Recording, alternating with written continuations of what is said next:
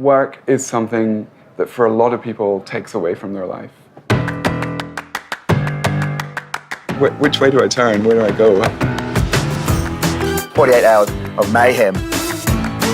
As a band, you feel different after doing South by Southwest. You can get very swept away.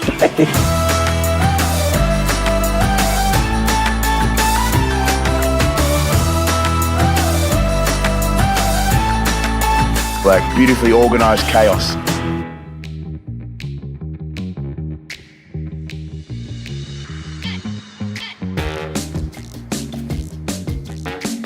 I'm Ross, I'm 39 years old, started my own business around management consulting on people strategy. And now I've shifted my business and I consult on meaning and happiness at work.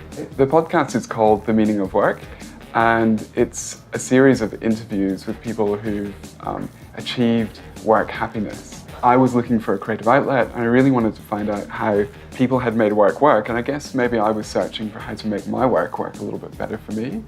You know, it's a chore, it's a drudgery, it's something that you have to force yourself to do on a Monday morning.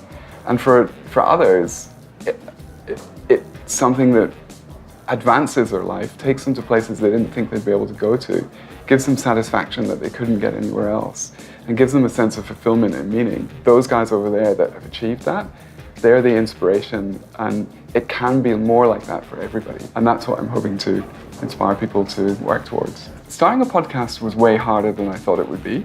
I mean, naively, I thought I would buy a recorder, stick it in front of someone, press record, press stop at the end, and just put it up and people would listen. But actually, crafting a story and finding a narrative in a story is actually really difficult. Making it interesting is really difficult. I had a friend who'd gone from being a lawyer to quitting his job and setting up a beer festival. I thought, I've got to interview you. You should be one of the interviewees.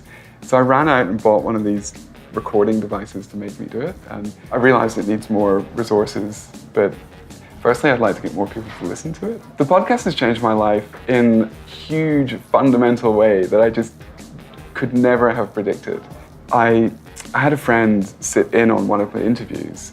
At the end of the interview, she said, "Oh my God, wow, that was so inspiring, amazing. Imagine the body of work that you're developing with all these interviews that you're doing. That would make a great PhD subject." I literally just slumped in the chair and said, "Oh shit, I can't believe you just said that." And she said, "What's wrong?" I said, "I need to make a phone call." I called an old lecturer from MBA and said, "This is what I'm doing, would it make a PhD?" And he said, "I've dedicated the rest of my career to the meaning of work. I'm so fascinated by research via podcast. You must come and see me immediately." And it's been an intense labor of love.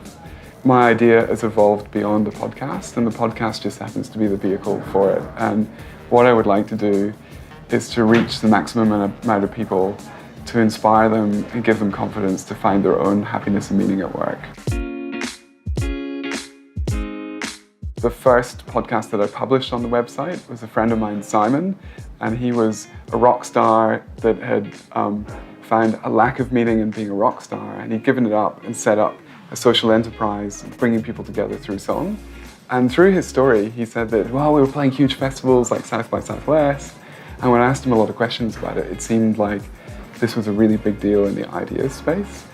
I think South by Southwest is just a melting point and a meeting point and a mixing point for ideas. But I want to see how the people at the forefront of their ideas are presenting, how they get their message across, meet lots of new, interesting people from around the world, and what tips I can take from that to increase the impact of my message and impact as many people as I can across the world.